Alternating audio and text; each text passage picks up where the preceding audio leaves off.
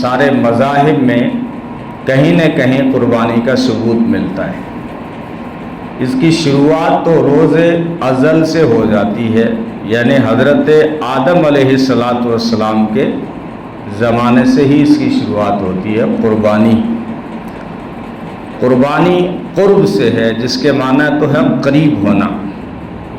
تو بندہ جب اللہ کے لیے کسی چیز کو قربان کرتا ہے تو اس کو اللہ کا قرب نصیب ہوتا ہے، اور ہر ادنا چیز اعلیٰ چیز کے لیے قربانیاں دیتی رہتی ہے، ایک فطری تقاضا ہے۔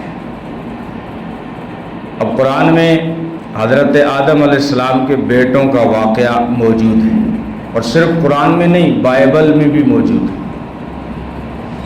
کہ انہوں نے قربانی پیش کی۔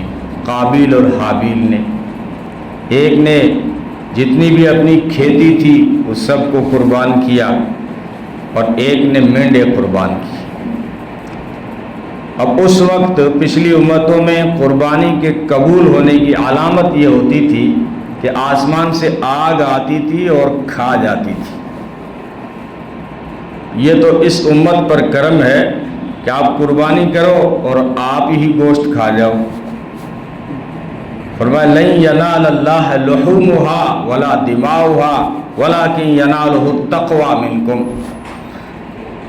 قرآن میں فرمایا اللہ کے پاس نہ گوشت پہنچتا ہے نہ خون پہنچتا ہے، وہ تو تمہارے دلوں کا تقوی اور جذبہ دیکھنا چاہتا تھا۔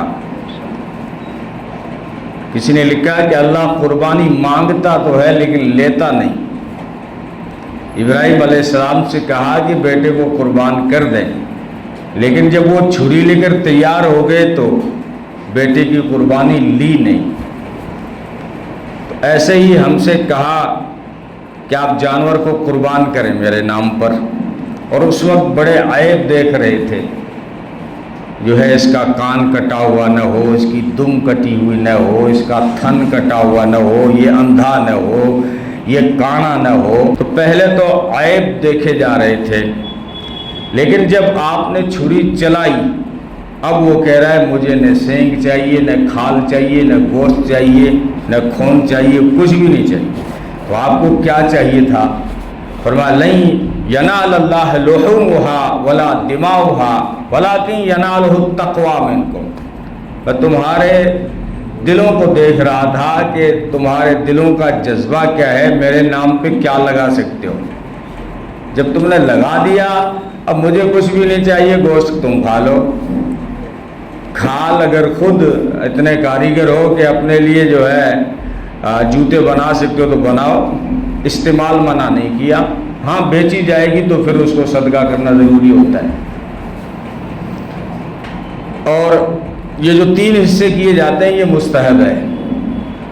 قربانی کے جو گوشت کے 3 حصے کیے جاتے ہیں، نہ اس کو فرض نہیں قرار دیا، یہ سنت بھی نہیں ہے، واجب بھی نہیں ہے، ضروری بھی نہیں ہے، یہ کیا ہے؟ مستحب ہے، کرنا چاہیے۔ عقل کا تقاضا ہے کہ آپ کے اڑوس پڑوس میں ایسے انسان رہتے ہیں جن بیچاروں کو سال بھر میں گوشت نصیب نہیں ہوتا، تو آپ نے پورا قربان جب جانور قربانی کر دیا ہے تو اس کے 3 حصے کرو۔ رشتہ داروں کا حق ہے، غریبوں کا حق ہے، ایک آپ نے پاس رکھو۔ لیکن اسلام نے اس کو کوئی فرض اور سنت اور واجب نہیں کرایا، تو اللہ کہتا ہے میں تمہارا تقوی دیکھنا چاہتا ہوں۔ تو یہ قربانی ہر دھرم میں رہی، عیسائیت میں بھی ہے، یہودیت میں بھی ہے، سناتم ہندو مت میں بھی ہے، اور بدھ مت اور جین مت نے انکار تو کیا ہے 2 چیزوں کا، لیکن عملی طور پہ یہ چیزیں پائی جاتی ہیں۔ جین مت اور یہ گوتم بدھ نے کہا تھا مورتی پوجا کے میں مخالف ہوں، اور قربانی جیو ہتیا کے خلاف ہوں۔ اور جین مت والے تو اپنے منہ پہ کپڑا باندھ کے چلتے ہیں کہ کوئی مکھی اور مچھر بھی غلطی سے بھی جو ہے اڑ کے ہمارے منہ میں نہ آ جائے، اور فضاؤں میں جو چھوٹی چھوٹی سانس والی چیزیں ہوتی ہیں وہ ہمارے منہ میں نہ آ جائے۔ لیکن سائنس کہتا ہے کہ اس دور میں جیو ہتیا سے بچنا بڑا مشکل ہے، کیونکہ سائنس کہتا ہے کہ آپ جو گلاس پانی کا پیتے ہو اس گلاس میں دوربین لگا کے دیکھو، ہزاروں سانس والے جیو موجود ہیں، اب نہ جین مت والے بچ پائیں گے نہ جو ہے بدھ مت والے بچ پائیں گے، بلکہ سائنس نے آگے بڑھ کر یہ دعویٰ کیا ہے کہ سبزیوں میں بھی جان ہوتی ہے، درختوں میں جان ہوتی ہے، آلو میں جان، ٹماٹر میں جان، گوبھی میں جان، کیڑے میں جان، تو کیا کیا نہیں کھائے گا جین مت والا، کیا نہیں کھائے گا گوتم بدھ کو ماننے والا؟ جان تو ہر جگہ، وہ کہہ رہے ہیں ان کے 25 جو اصول ہیں اس میں مین اصول ہے جیو ہتیا نہیں کرتے، تو جیو ہتیا سے سائنس کہتا ہے بچنا مشکل اور ناممکن ہے۔ اب ہزاروں جو ہے جیو ہتیائیں روزانہ 24 گھنٹے میں کرتے ہیں، پانی پیتے ہیں، بلکہ نئی سائنس کی تحقیق یہ آئی ہے کہ پانی کو آپ گالی دیتے ہو اس کو اثر پڑتا ہے، اس کو آپ تالاب پہ جا کے کنارے پہ کھڑے ہو کے گالی دیں، حدیث کی بات نہیں بتا رہا ہوں، سائنس کی بتا رہا ہوں، سائنس کہہ رہا ہے آپ تالاب کو جا کے گالیاں دیں اس کے اوپر غلط اثر ہوتا ہے، وہ کہتا ہے اس میں جان ہے، اور جب آپ اس کی تعریف کریں اس پہ اچھا کلام کو اثر ہوتا ہے۔ ہاں حدیث میں یہ مل جائے گا کہ آپ جو ہے مریض کے اوپر پانی کو دم کر کے پلاؤ، کیوں؟ اثر ہے تبھی تو پلایا جا رہا ہے نا۔ تو یہ اس اثر کو سائنس نے آج آنکھوں کے سامنے مانا ہے۔ یہودیوں میں ایک عید آتی ہے، عید فصیح، جو 7 دن تک چلتی ہے، اور سب سے پہلے اس میں بھیڑ کی قربانی ہوتی ہے، اور اس کو تبرک کے طور پہ ہر ایک کو تھوڑا بہت چکھنا ضروری ہے، ان کے یہاں فرض واجب ہے، وہ جو قربانی کا گوشت ہے اس کو وہ بھونتے اور تبرک کے طور پہ بوٹی بوٹی سب کو تقسیم کرتے ہیں، اور کہتے ہیں اس کو کھانا ہر یہودی کے لیے ضروری ہے، واجب ہے، فرض ہے۔ اور جب ان کے یہاں اسی عید کا حصہ ہے، عید منانے کے 50 دن کے بعد میں ایک دن آتا ہے یوم خمس، تو اس میں 9 جانور ذبح کرتے ہیں، جس میں 7 بھیڑیں ہوتی ہیں، 2 دمبے ہوتے ہیں۔ اچھا، ان کے یہاں 7 گائے بھی چل جاتی ہے اگر بھیڑیں نہ ہو، یہودیوں کے یہاں۔ یہ قرآن میں جو واقعہ گائے کا واقعہ ہوا نا، قربانی، گائے کو قربان کرنے کا واقعہ، یہ یہودیوں کا، بنی اسرائیل کا واقعہ ہے جس کو قرآن نے کوڈ کیا ہے۔ حضرت موسیٰ علیہ السلام کے زمانے میں کوئی خون ہو گیا تھا، اور اس کا جو قاتل تھا وہ لاپتہ تھا، کسی نے رات کو کسی کو قتل کر کے سامنے میدان میں ڈال دیا۔ اب اس کے جو ورثہ تھے وہ حضرت موسیٰ علیہ السلام کے پاس آئے کہ آپ اللہ کے پیغمبر ہیں تو قاتل کا پتہ کر کے دیں۔ یہ وہ لوگ تھے جنہوں نے حضرت موسیٰ علیہ السلام کو نبی نہیں مانا تھا، اللہ کی توحید کا اقرار نہیں کیا تھا، لیکن اب کام پڑا ہے تو حضرت موسیٰ علیہ السلام کے پاس آئے۔ موسیٰ علیہ السلام نے دعا کی، یا اللہ اس طرح کا واقعہ ہوا، یہ لوگ میرے پاس آئے ہیں، تو اللہ نے حکم دیا ان کو کہیں کہ ایک گائے ذبح کرو اور اس کا خون جو ہے اس وارث پہ چھڑک دو، یہ خود بولے گا کہ میرا قاتل کون ہے۔ اب یہ اللہ کی مصلحتیں، حکمتیں ہوتی ہیں کہ ایسا حکم کیوں دیا۔ پوچھنے والے وہ ہیں جو اللہ کی توحید کے قائل نہیں تھے، موسیٰ علیہ السلام کو نبی نہیں مانا تھا، لیکن ایک گھر میں جب واقعہ پیش آیا قتل کا تو مجبوری میں حضرت موسیٰ علیہ السلام کے پاس آئے، اور الٹے ہر جگہ اللہ کے حکم کی خلاف ورزی کرنے والے۔ تو یہ اللہ کو پتا تھا یہ جو ہے ہر میرے حکم میں وجہ تلاش کرتے ہیں، اور قربانی جو عبادت ہوتی ہے یہ عقلی نہیں ہے۔ اسلام یہ ذہن سازی کرتا ہے انسان کی کہ اللہ کے حکم کے پابند بن جاؤ، سر تسلیم خم کرنے والے کو مسلمان کہتے ہیں، یعنی اپنی عقل کا اس میں بیچ میں دخل نہ دے۔ اللہ نے کہہ دیا بس، اگر میری سمجھ میں آئے تب بھی ماننا ہے، نہ سمجھ میں آئے تب بھی ماننا ہے۔ اللہ نے حکم دے دیا، ان کے مزاج سے اللہ واقف ہے۔ جب اللہ نے کہا کہ گائے ذبح کرو تو جو خدشہ تھا وہ سامنے آیا، کہنے لگا کون سی گائے ذبح کریں، کیسی گائے ذبح کریں؟ تو اللہ نے دوسرا حکم دیا کہ آپ جوان گائے ذبح کرو، نہ چھوٹی ہو اور نہ بڑی ہو، بیچ عمر کی جو ہے آپ گائے ذبح کر دیں. اب وہ چونکہ اللہ کے ہر حکم میں جو ہے رکھنے ڈالنے والے تھے، انہوں نے پھر سوال کر دیا کہ اللہ کس رنگ والی گائے ہو، گائے کا جو رنگ ہو وہ کیسا. اب ان کو اگر پہلے اللہ نے کہا تھا گائے ذبح کرو، اگر وہ چپ چاپ گائے ذبح کرتے تو نہ موٹی ہونا شرط تھا نہ جوان ہونا شرط تھا. اب رنگ بھی پوچھنے لگے تو اللہ نے کہا پیلی ذبح کرو، پیلے رنگ کی. اب پیلے رنگ کی گائے تھوڑی مل جاتی ہے جلدی سے، کالی مل جاتی ہے، تھوڑی سفید مل جاتی ہے، کب چتری مل جاتی ہے. پیلی گائے کہاں سے ملے؟ گوری مل جاتی ہے، پیلی نہیں ملتی جلدی سے. اب پھنس گئے. اب اگر قربانی کی حکمتوں میں ایک حکمت یہ بھی ہوتی ہے کہ کسی غریب کا بھلا ہوتا ہے. اس ملک میں ایک یتیم بچہ تھا جس کے پاس پیلی گائے تھی، اس کا باپ دنیا میں نہیں تھا اور وہ چلا گیا اور ایک صرف گائے چھوڑ گیا جو جنگل میں چر رہی تھی. یہ حکمت دور کی بتا رہا ہوں. آج جب بنگال میں گائے کی قربانی بند ہوئی ہے نا، مسلمانوں کو کوئی ٹینشن نہیں ہے، غیر مسلم پریشان ہیں.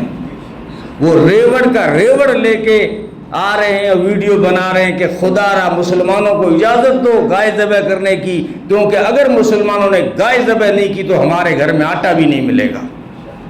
ہندوستان کی اکثریت کھیتی پر ہے اور ہندوستان کی اکثریت جانوروں پر ہے.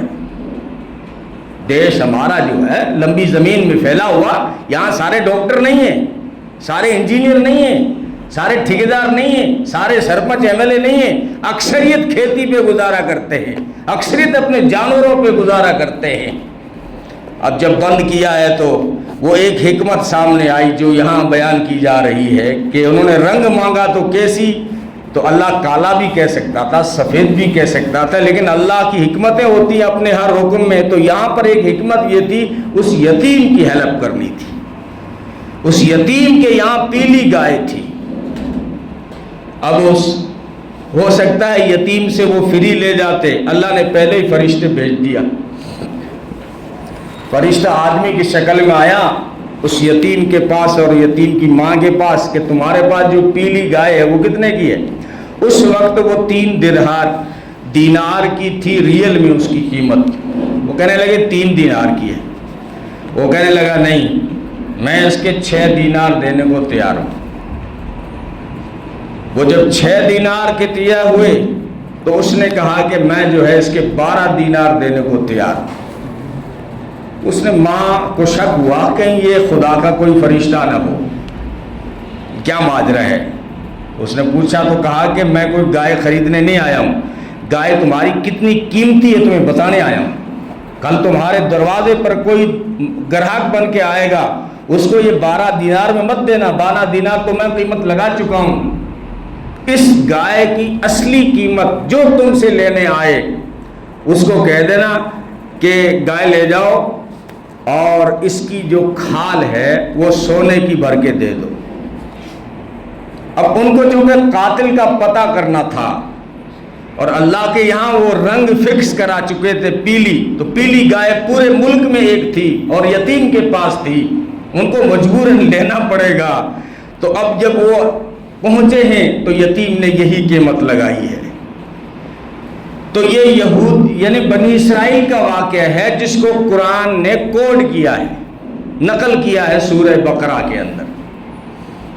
اور عیسائیوں کے یہاں ہر سال قربانی کا تصور نہیں ہے. وہ کہتے ہیں حضرت عیسیٰ علیہ السلام سب کی طرف سے قربان ہو گئے، اب قربانی کی ضرورت نہیں ہے. لیکن ان کے یہاں بھی سال میں ایک بار ایک ایسا تہوار آتا ہے جس میں وہ بھیڑ کی قربانی کا ذکر ملتا ہے. سکھوں کے یہاں بھی باقاعدہ قربانی کا ذکر نہیں ہے، لیکن سال میں ایک تہوار ایسا آتا ہے جس میں وہ بھیڑ کو قربان کرتے ہیں.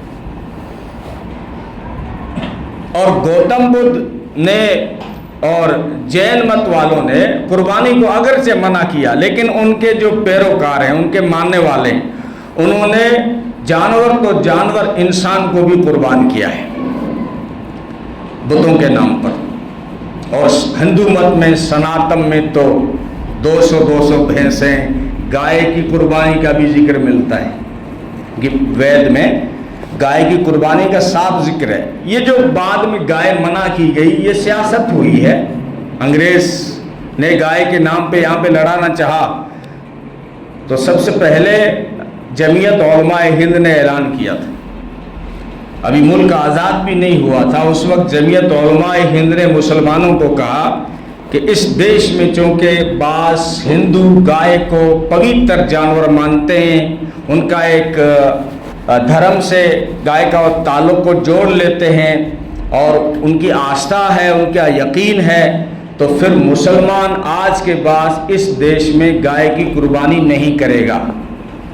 یہ اس میں جب اعلان ہو رہا تھا اس میں سارے مسلمانوں کے اندر جتنے بھی مسالک ہیں ان سب کو اسٹیج پر بٹھایا گیا تھا تاکہ کل کوئی یہ نہ کہے کہ ہم اہل حدیث نہیں تھے، کوئی یہ کہہ دے ہم بریلویوں نے تھوڑی اعلان کیا تھا، کوئی یہ نہ کہہ دے کہ ہم دیوبندیوں نے تھوڑی اعلان کیا تھا۔ جمعیت علماء ہند کے پلیٹ فارم سے جب اس ملک میں گائے کی قربانی منع کی گئی تو اسٹیج پر بریلوی بھی تھا اور دیوبندی بھی تھا، اہل حدیث بھی تھا، اور سب نے دستخط بھی کیے کہ مسلمان اس دیش میں آج کے بعد گائے کی قربانی نہیں کرے گا، اور کرنے کی ضرورت بھی کیا ہے، اس کے علاوہ لذیذ گوشت موجود ہے، تو کسی کو اگر تکلیف ہوتی ہے، کسی کوئی اگر اس کو دھرم سے جوڑتا ہے تو ہم کسی کی تکلیف کا سبب و ذریعہ کیوں بنے؟ مسلمان کی آئیڈینٹی جو بتائی گئی اسلام میں وہ یہ نہیں بتائی گئی کہ اس کی پیشانی پر کعبے کا نشان ہو، اس کی آئیڈینٹی یہ بتائی گئی کہ اس کے ہاتھ اور زبان سے کسی کو تکلیف نہ پہنچے،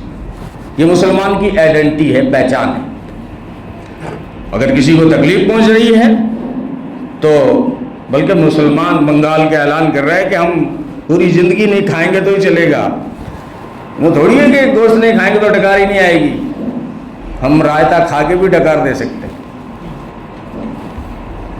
تو یہ جو باتیں ہو رہی ہیں صرف اسلام دشمنی میں ہو رہی ہیں، حسد میں ہو رہی ہیں۔ اگر آپ حقیقت جب ادیان عالم کا مطالعہ کریں گے، چاہے یہودیت کو پڑھیں، عیسائیت کو پڑھیں، سناتن کو پڑھیں، ہندو مت کو پڑھیں، جین مت کو پڑھیں، بدھ مت کو پڑھیں اور سکھ مت کو پڑھیں، سب کے اندر جو ہے قربانی قرآن کریم نے جو کہا وَجَعَلْنَا لِكُلِّ أُمَّةٍ جَعَلْنَا مَنْسَكًا، اللہ فرماتے ہیں ہم نے ہر امت میں قربانی کو رکھا، ہر امت میں۔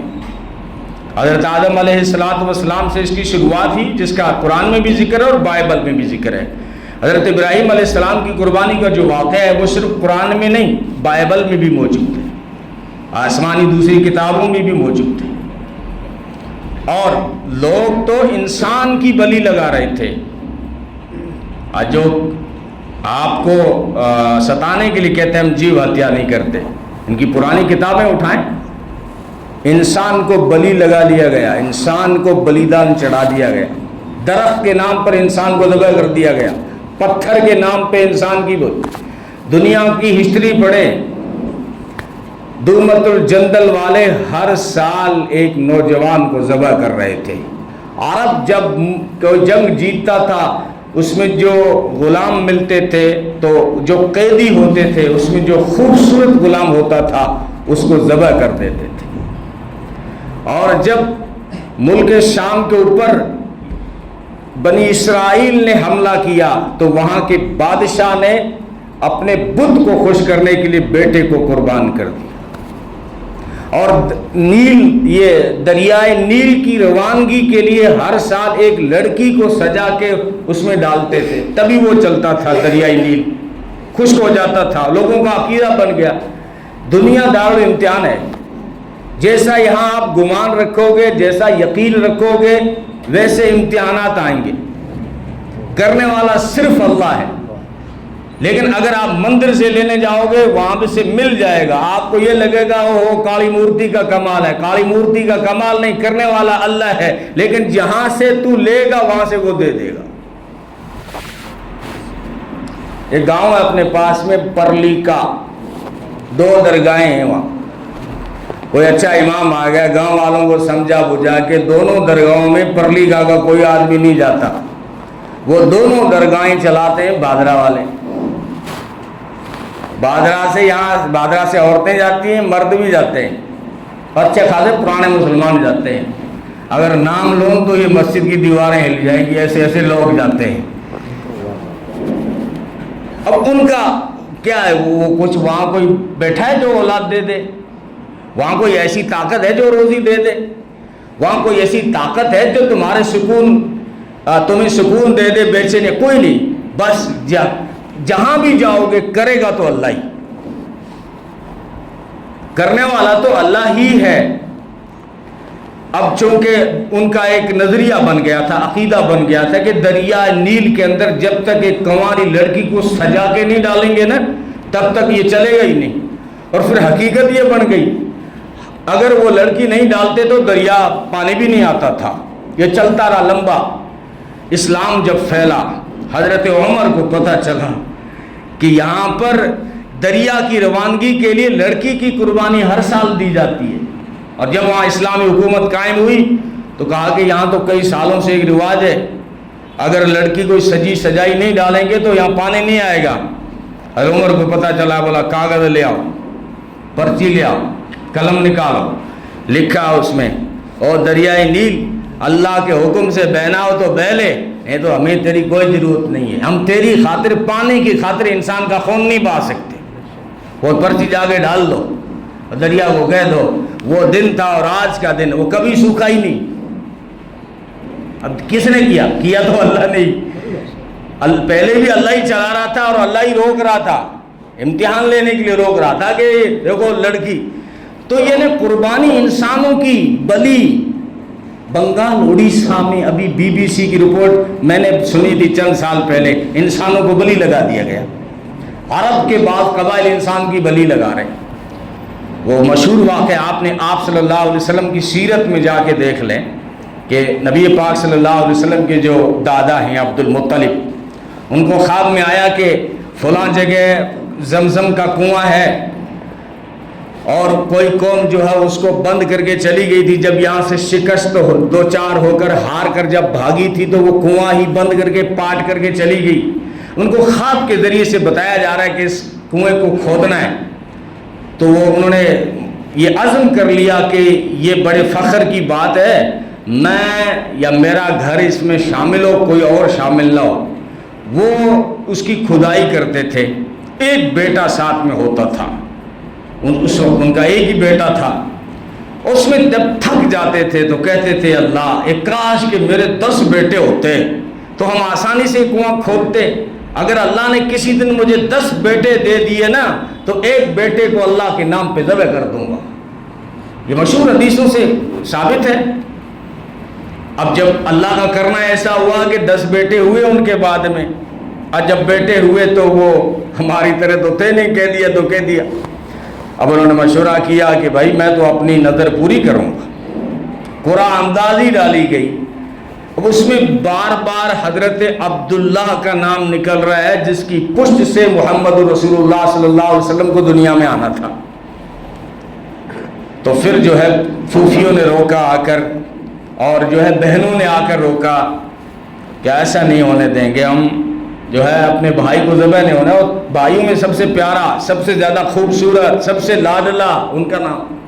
تو کیا کریں کہ عرافہ نام کی نجومیہ عورت ہے، اس سے مشورہ کرتے ہیں. اس عورت سے جو مشورہ کیا اس نے کہا کہ آپ انسان کے بدلے میں اونٹوں کو لے آؤ، 10 اونٹ اس کے نام پہ ذبح کرو. تو قرآن اندازی ڈالو 10 اونٹ اور عبداللہ، یہ قرآن اندازی ڈالو جس کا نام نکلے تب جو ہے آپ اس میں سے ذبح. اب 10 اونٹ اور عبداللہ کا نام ڈالا گیا، عبداللہ کا نام نکلا. عورت نے کہا 20 اونٹ کر دو. قرآن اندازی ڈالی، پرچی نکالی، عبداللہ کا نام. 30 پر عبداللہ کا، 40 پر، 90 پر، 100 اونٹ ہوئے تب اونٹوں والی پرچی کھلی. تو یہ تو اتفاق سے بھی تو ہو سکتا ہے. تو اس عورت نے کہا اب بار بار اسی قرآن اندازی کو ڈالو اور 3 بار ڈالو. 3 بار ڈالا اور تینوں بار 100 اونٹ نکلے. تب عبد المطلب نے 100 اونٹ قربان کیے. یہ عبداللہ کی جان تو بچ جاتی ہے لیکن ایک ثبوت تو مل گیا نا کہ انسان کی قربانی دنیا میں ہو رہی تھی.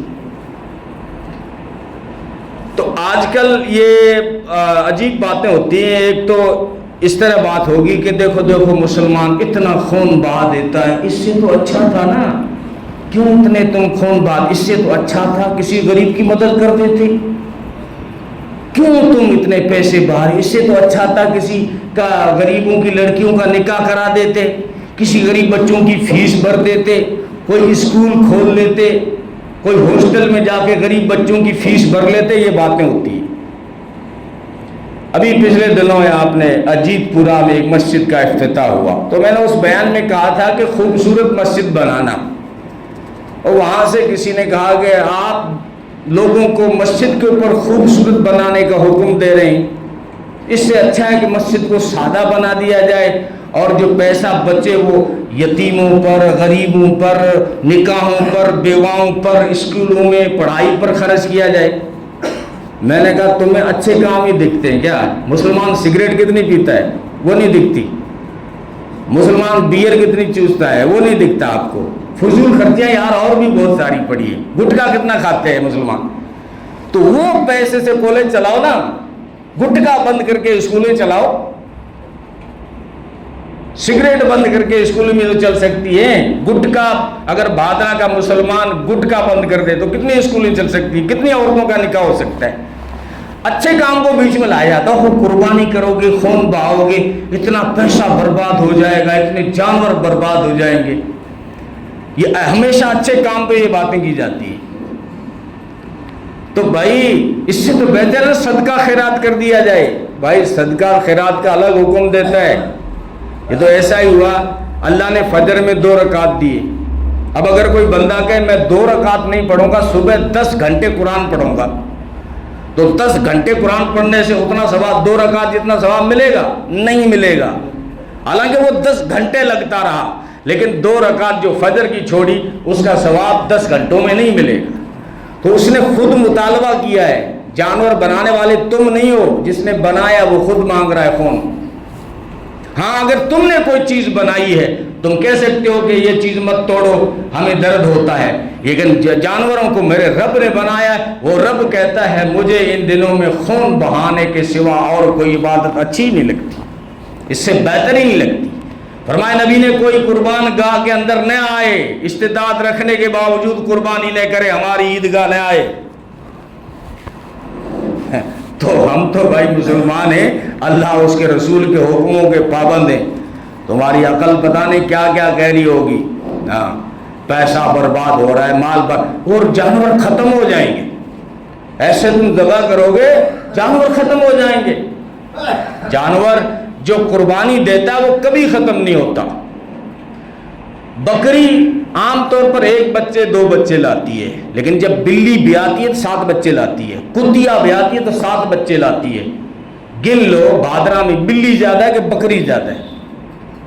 بلی کی تو کوئی قربانی نہیں کرتا، کتیا کی تو کوئی قربانی نہیں کرتا، تو وہ کم کیوں ہے؟ جو قربانی دے گا وہ کبھی کم نہیں ہوگا۔ یہ تمہاری عقل تھی کہ جانور ختم ہو جائیں گے، ختم نہیں ہوں گے، جو قربان دیتا ہے وہ بڑھتا رہتا ہے۔ بہرحال اس طرح کے اشکالات فضول ہیں۔ صحابہ نے پوچھا اللہ کے رسول ما هذه الاضاحی، یہ قربانی ہے کیا؟ فرمایا سنت ابیکم ابراہیم، تمہارے باپ ابراہیم کی یاد ہے۔